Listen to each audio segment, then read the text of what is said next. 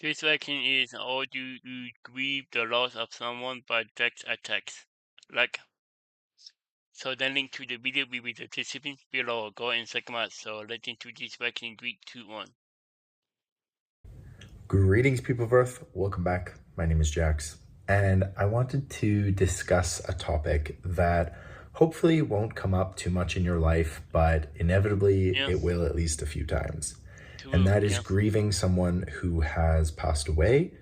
And I've been talking to a bunch of people connected to my friend who passed away, and one of the things that we've been talking about is, well, like how long do we grieve for? Like, how long will I feel like this? How long, is it appropriate to grieve? There's no such thing, by the way. You can just grieve. If you feel things, let them be felt.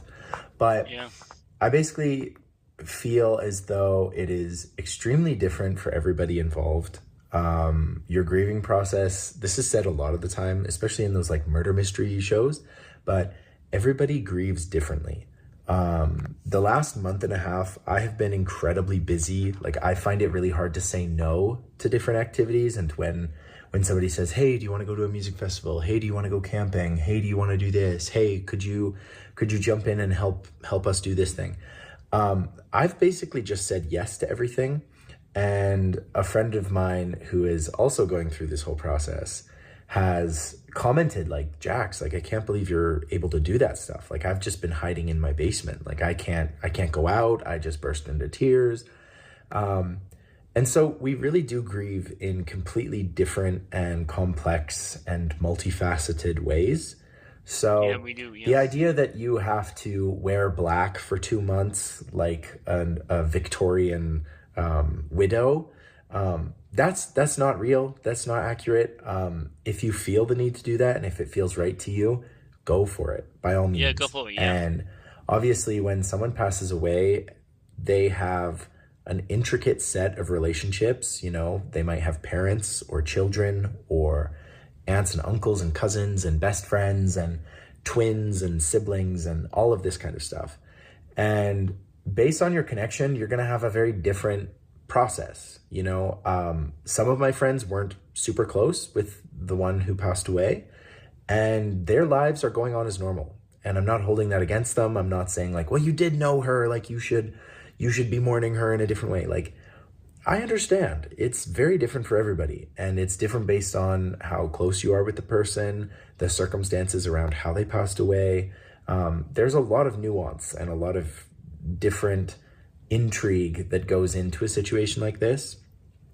But when it comes to how long should you grieve or how should you grieve, you honestly have an open window to whatever you feel. Like I said, if you want to wear black, if you want to go to yeah, music festivals and try and live life to the fullest, I think in my own experience, what I'm doing right now is I'm essentially living for two people. Like, I'm trying to experience as much of life as possible and do as many activities, do as many things I can, partly to stay busy, to keep my mind, in the positive, but also because I feel as though I need to, carry on the legacy of who my friend was. And I know that she would love to have been going to these different things, to these exciting events.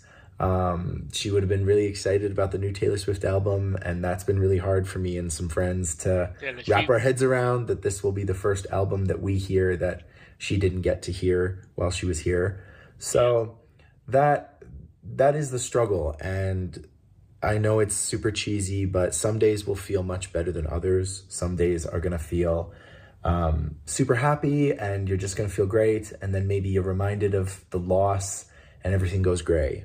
And some days you'll just feel good, and you'll feel good. That's it. And then some days you'll wake up and just feel miserable, and you want to hide in your bed or watch a comfort television show or whatever it might be. But I really want you to feel as though you can grieve the way you want to grieve. Some of my friends have been essentially crying nonstop, and my friend's family, dealing with the loss, planning funeral, planning all of these different intricate things that happen when we pass away.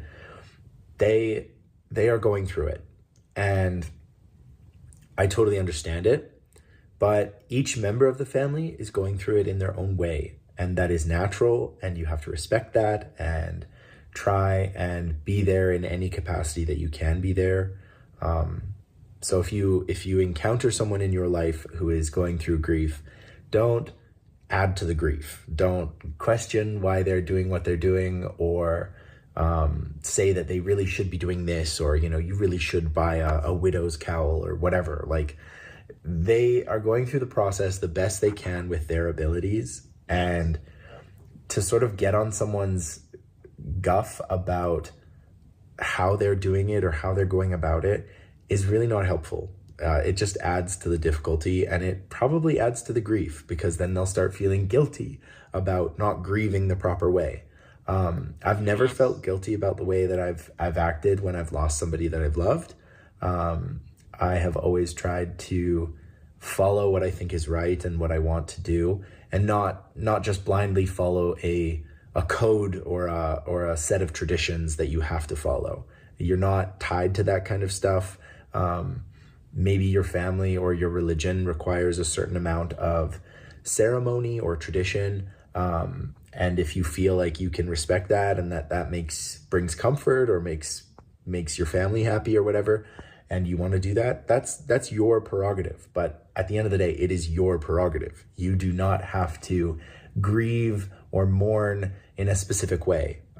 It is open to you no matter what. And I just felt like I needed to make a video that kind of said this, because some people that I know are kind of being criticized for the way that they are behaving after such a traumatic event. And I don't think that's right. Really? I really don't think it's appropriate. Someone has gone, and that alone is a devastating, debilitating fact to get your head around. What we don't need are toxic people or we don't need horrible messages or long-standing traditions that don't really help us. We don't need those things in the way as well. We've got enough on our plate. So moral of the story, grieve the way you want to, mourn the way you want to. But one piece of advice that I would give you is try and remember the most beautiful moments. It can be like sharing a cup of coffee, watching a show together, going on a ridiculous adventure, going on a road trip or a car breakdown, or venting about exes and friends and ridiculous parties or whatever it might be. It can be super mundane, it can be amazing.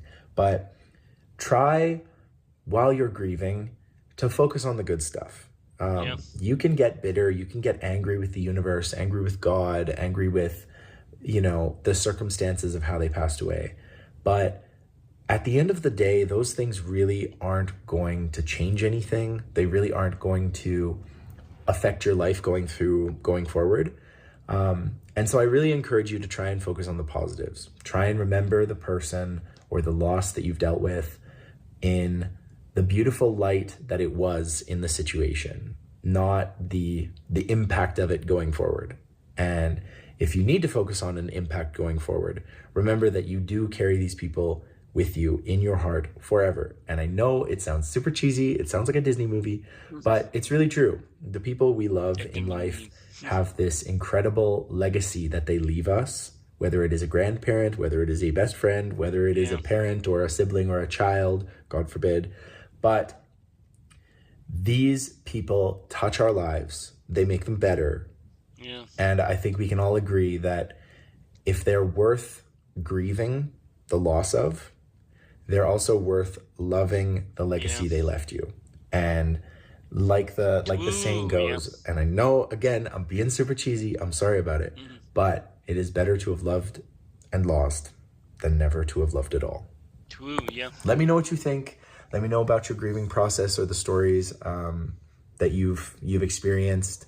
Be very respectful in the comments, please. This is like a sensitive topic for a lot of us. And again, thank you guys so much for listening. I really appreciate everyone who listens to me rant.